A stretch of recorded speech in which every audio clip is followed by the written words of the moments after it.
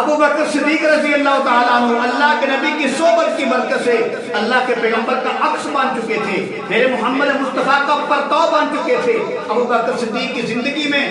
اللہ کے نبی کی جھلک نظر آتی تھی۔ جب اللہ کے حبیب اور ابو بکر صدیق ہجرت کر کے مکے سے مدینے کی طرف آ رہے تھے، رستے میں ایک جگہ ہے جس کا نام ہے قباء، وہاں پہنچے، وہاں تشریف رکھے اور پیغام مدینے میں پہنچ گیا کہ اللہ کے نبی قباء میں تشریف فرما ہے۔ لوگ جو ہے دوڑنا شروع ہوئے، بوڑھے دوڑے، بچے، نوجوان مدینے سے دوڑتے ہوئے قباء کی طرف آ رہے ہیں، اور وہ لوگ جنہوں نے پہلی مرتبہ میرے کملی والے کی زیارت کرنی تھی وہ سب سے تیز دوڑ رہے تھے۔ بوڑھے، بچے، نوجوان، بچیاں بھی دوڑتی ہوئی قباء کی طرف آ رہی ہیں کہ اللہ کے نبی کے نعرے لگاتے ہوئے، کملی والے کا نام لیتے ہوئے قباء کی طرف آ رہے ہیں۔ اور ابو بکر صدیق فرماتے ہیں کہ تھوڑی ہی دیر میں جو لوگ آنے لگے، دائیں بائیں سے آنے لگے، وہاں اجتماع سا ہو گیا، وہاں لوگوں کا مجمع لگ گیا۔ تو ابو بکر صدیق فرماتے ہیں میرے دل میں خیال آیا کہیں اللہ کے نبی پریشان نہ ہو، عوام زیادہ ہو رہی ہے۔ تو ابو بکر صدیق جو ہیں گورے رنگ کے تھے، نورانی چہرہ تھا، گورے رنگ کے تھے ابو بکر صدیق رضی اللہ تعالیٰ عنہ۔ وہ فرماتے ہیں کہ میں اللہ کے حبیب کے آگے کھڑا ہو گیا کہ مجمع زیادہ ہے، لوگ زیادہ ہیں، دوڑتے ہوئے دائیں بائیں سے لوگ آ رہے ہیں، کہیں میرے محبوب پریشان نہ ہو۔ تو ابو بکر صدیق فرماتے ہیں میں اللہ کے نبی کے آگے کھڑا ہو گیا، اور جو بھی آدمی آتا تھا، جنہوں نے ابھی اللہ کے نبی کو نہیں دیکھا تھا، جو بھی آدمی آتا تھا، بوڑھے تھے، بچے تھے، نوجوان تھے، وہ یہ سمجھ رہے تھے کہ یہ جو کھڑا ہے نا آدمی، یہی اللہ کے پیغمبر ہے،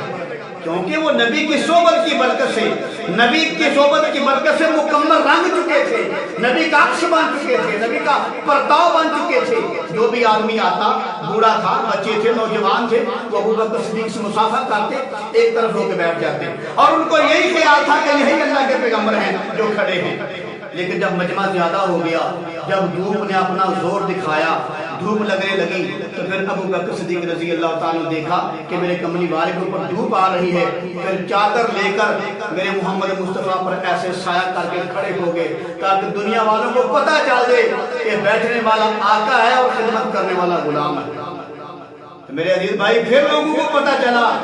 کہ جو سائے میں بیٹھے ہوئے ہیں، جن کے اوپر چادر کی گئی ہے، یہ ہے محمد مصطفیٰ صلی اللہ علیہ وسلم۔ پھر لوگوں نے میرے کملی والے کی زیارت جی بھر بھر کی،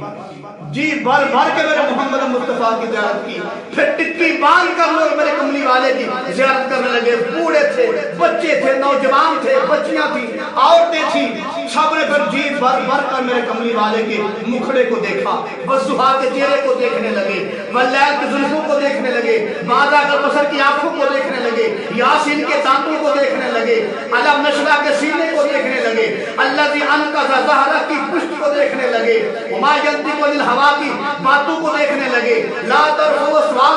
اصواتکم کی آواز کو دیکھنے لگے، لا تحرک بہ لسانک لتعجل بہ، پھر میرے کملی والے کی خاموشی کو دیکھنے لگے، انک لعلی خلق عظیم کے پھر اخلاق کو دیکھنے لگے، وما ارسلناک الا رحمۃ للعالمین، پھر لوگ میرے کملی والے کی رحمت کو دیکھنے لگے۔